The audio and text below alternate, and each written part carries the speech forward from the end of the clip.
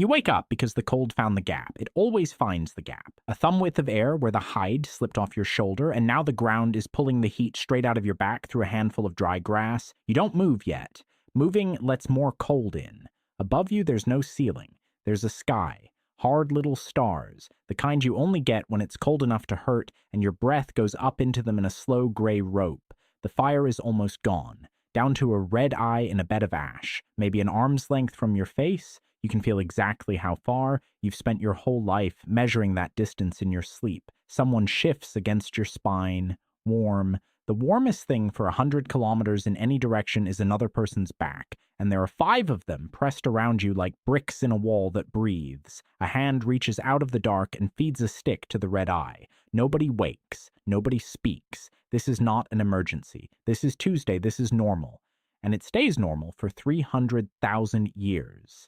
Welcome to being a human being, not a caveman in a cartoon, a human.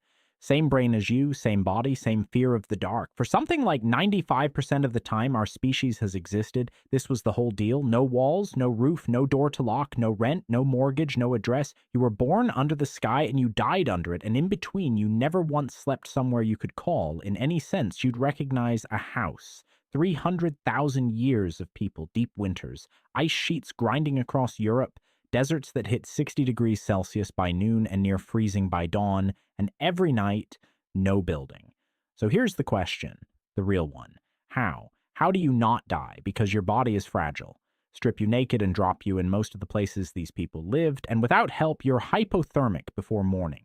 A single cold night in the open kills unprepared modern adults every year. People with coats and lighters and a car half a mile away, these people had none of that. And they didn't just scrape through. They spread. They walked into the coldest, emptiest corners of the planet on purpose. And the answer is not one clever trick. There's no single gadget that saved them. It's a stack. 5 things, biological and social, layered on top of each other until together they carried the exact weight a house carries for you. Shelter was never a wall. It was a plan. Now, in your head, you're already solving this. You're picturing a cave, one family, one fire at the mouth of it. A fixed spot in the rock they lived in for generations, warm and dry home. That's the image everybody has, and it's almost exactly backwards. Caves are rare. Good caves, dry, facing the sun, not already occupied by something with teeth, are rarer. There were never enough caves to go around, not for a species spread across 3 continents, and the ones people did use, they used for a night or a season, then left. Home wasn't a place in the rock. Home wasn't a place at all. Home was a route, a loop you walked through the year, and the whole loop was yours and none of it was. So take the cave away. Now feel how bad this actually is. Start with heat, because heat is what kills you first. Your body runs at 37 degrees Celsius, and it will fight to hold that number until the moment it can't. There's a comfort band scientists call the thermoneutral zone, the air temperature where a naked human body doesn't have to spend any energy at all to stay warm. Want to guess where it sits? 27 to 31 degrees, nearly bath water. Below that, your body is burning fuel just to break even, and almost nowhere on Earth is 30 degrees at night. Not the plains, not the mountains, not the Ice Age valleys where the real winters ran to 20, 30 below, then add the wind. Here's the part people never feel coming. Cold air doesn't actually take that much heat off you. Still air is a decent insulator. Moving air is the killer. It's called convective heat loss. Wind strips the thin, warm layer off your skin and drags it away faster than your body can rebuild it. Put a 25-kilometer-an-hour breeze on you at 0 degrees, and your skin loses heat as fast as it would in dead still air at minus 15. The wind doesn't lower the temperature. It just makes the temperature you already have hit you 3 times harder. So now it's dark, it's below freezing, the wind is scraping the warmth off your body faster than you can make it, and you have no walls. And you're not the only thing out here. You've got no door to close, no fixed position to defend. In the dark on open ground, you are a slow, soft, clawless animal with bad night vision, and everything with better night vision knows it. Lions, hyenas, cave bears the size of a small car. You can't outrun them and you can't outfight them one-on-one. Cold in front of you, wind on top of you, predators around you, no cave, no walls, no year-round home. That's the hole these people had to climb out of every single night for 300,000 years. So how? Let's start with the obvious one, the one you already guessed. Fire? Yeah, I know. Everybody knows about the fire. Cavemen, sticks, sparks, we've all seen it. But you're thinking about fire wrong because you're thinking about it as light or as cooking. And the real trick is something else entirely. There's a term for what fire actually did here: behavioral thermoregulation. Big phrase, simple idea. It means you don't have to keep yourself warm from the inside. You can reach out and change the world around your body instead. Your metabolism isn't a good enough furnace to survive an ice age night, so you stop relying on your furnace, you build one on the ground. Think about what that means. A mammal your size, stuck with just its body, has exactly two options against the cold: and burn more food or grow more fur. Both are slow. Both cost you. Fire breaks the whole equation. Fire is a piece of climate you can carry, a patch of the tropics, 3 feet wide, that you set down wherever you happen to be sleeping. And the numbers are not small. A single decent campfire throws enough radiant heat to lift the effective temperature around a sleeping body by 10, even 15 degrees. That is the difference between -10 and freezing. That is the difference between a night you wake up from and a night you don't. 4 walls and a heater do the same job. The fire did it in the open air for the price of some dry wood. But here's the thing: nobody tells you. The fire on its own is dumb. A fire in the wrong spot is just a bright thing burning your wood, while the wind carries every scrap of heat off into the dark. The heat only reaches you if you know where to lie. Downwind enough to catch the warmth, upwind enough not to eat the smoke, close enough to feel it, far enough not to burn. You, the fire, and your back to something solid, lined up on purpose. The fire was never the shelter. Knowing exactly where to put it, that was the shelter. Shelter was never a wall, it was a plan, which brings us to the second thing, and this is the one nobody ever pictures. There's no fire in it, no sparks, no drama. It might be the single most important move in the whole story, and it looks like almost nothing. You block the wind. That's it. That's the whole thing. And remember what we just said about convective heat loss, because this is the counter move to it. The wind was the killer, moving air, scraping the warm layer off your skin faster than your body could replace it. So you don't fight the cold, you fight the movement. You build a microclimate, a small pocket of still trapped air around your body that behaves like somewhere 15 degrees warmer than the place you're actually lying in. And you can do it with almost anything.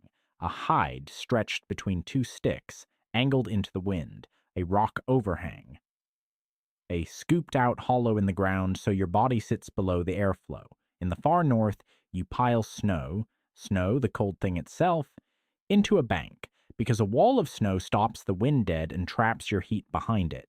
None of this is a house. Like, there's no room, there's no roof you'd recognize. It's a windbreak and a body and a fire arranged like a 3-part machine. Now put it together and lie down in it. Fire on one side, throwing heat at you, a hide or a bank or a rock on the other side, catching that heat and bouncing it back and killing the wind before it reaches you. You are lying in a pocket of warm, still air in the middle of a landscape that is trying to kill you. And you built that pocket in 20 minutes out of things you found on the ground. That's the part that should stop you. A house takes months and tons of material. This took an afternoon and whatever was lying around.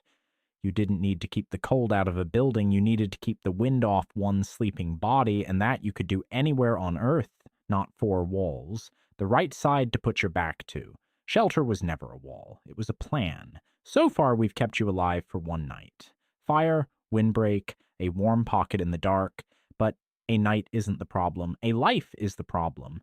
And this is where the whole thing turns over and stops making the sense you expect. Because your instinct right now is to build something better, stay put, improve the spot, make the windbreak a wall, make the wall a house. That's what we would do.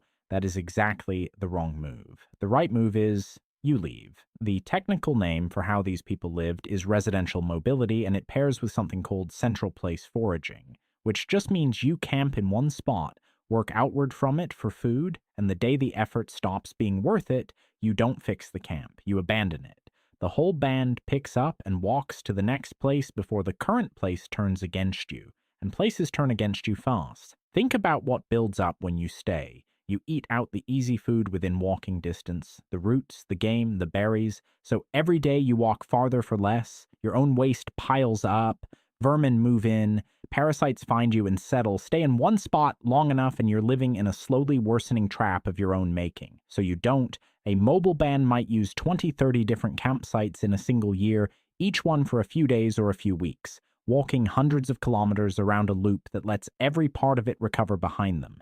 Feel how strange that is. To us, having no fixed home sounds like failure. To them, it was the entire strategy.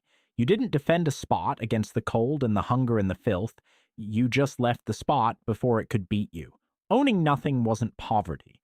Owning nothing was how you stayed light enough to run the loop. Home wasn't the place you came back to.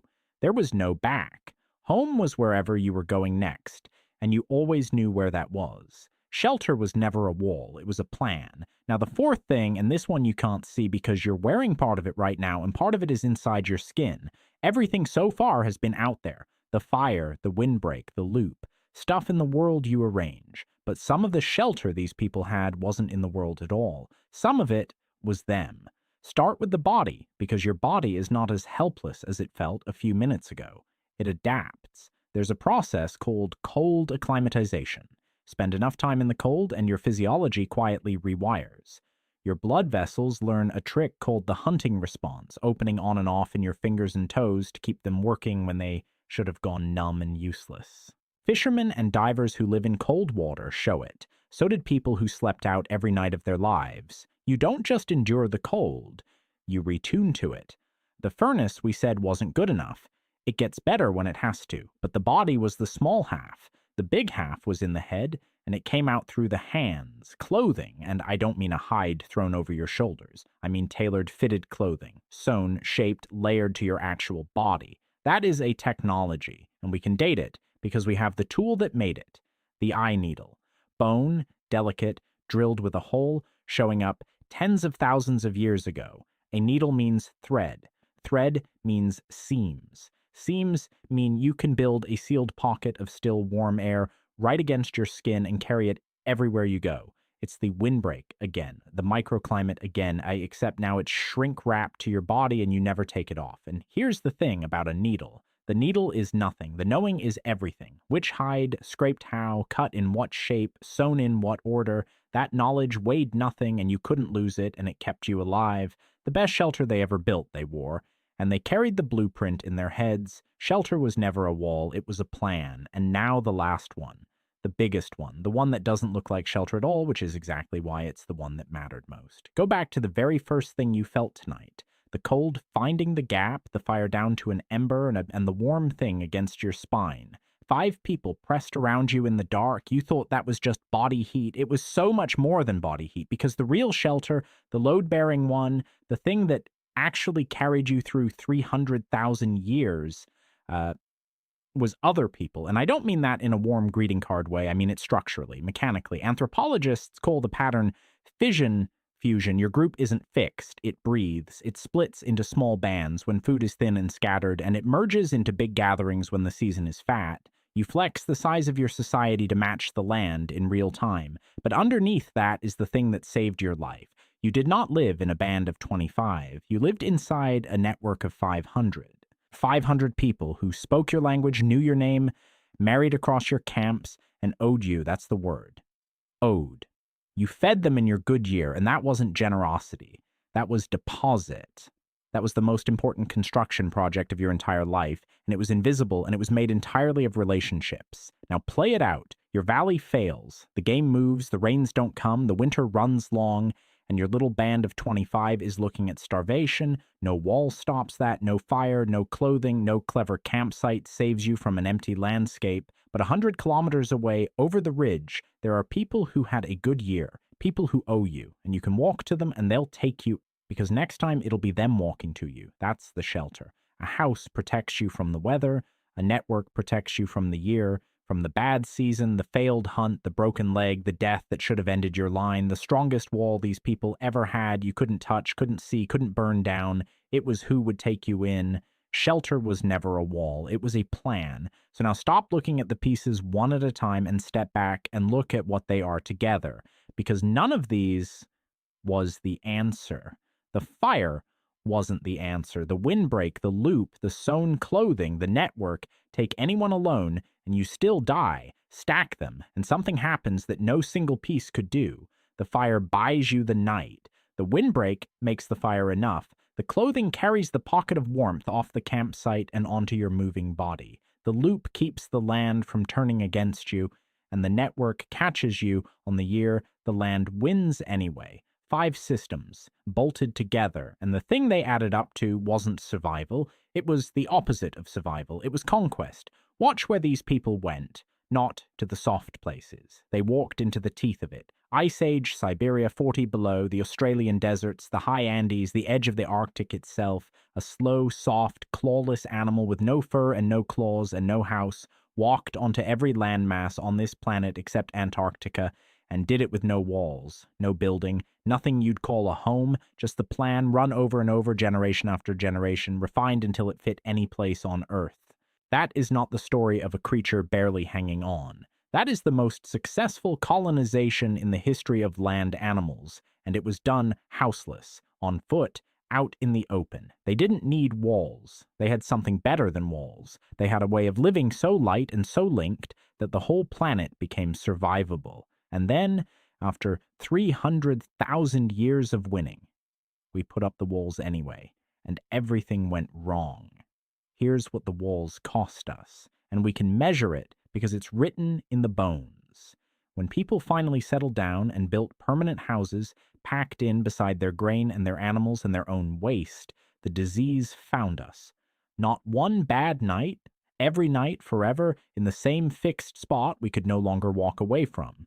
Compare a farmer's skeleton to the mobile ancestors just before them, and the farmer is shorter, around 10 centimeters of adult height, gone, the teeth rot, cavities go from almost nothing to everywhere, the blood thins into anemia, the first true epidemics arrive because a crowd that never moves is a feast for anything that spreads. We didn't build the house to survive. Hear that again.